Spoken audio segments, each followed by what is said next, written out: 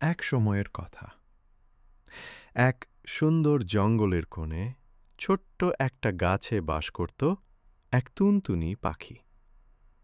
সে দেখতে ছোট, কিন্তু বুদ্ধিতে ছিল সবার সেরা। টুনটুনি সকালবেলা ঘুম থেকে উঠে তার বাসার চারপাশ গোছায়, গান গায় আর মজা করে। তার বাসা ছিল এক পিচ্ছি আম গাছের ডালে, নরম তুলো, শুকনো পাতা আর ফুল দিয়ে বানানো। রাত নামার পর এক চতুর শিয়াল এলো গাছের নিচে। তার খিদে লেগেছে খুব। সে বলল, এই পাখির বাসা নিশ্চয়ই ডিমে ভরা, একটু চড়ে দেখি না কেন। শিয়াল গাছে উঠতে লাগলো, পা ফসফস করে শব্দ করল। টুনটুনি সব শুনে চুপি চুপি হেসে উঠল। তারপর সে জোরে গান গাইতে লাগল। রাজার লোক আসছে ভাই, চোর ধরতে চাই রে চাই, ডিম চুরি করলে হবে ফাঁসি, তল্লাশি চলবে চারদিক ঘাসি।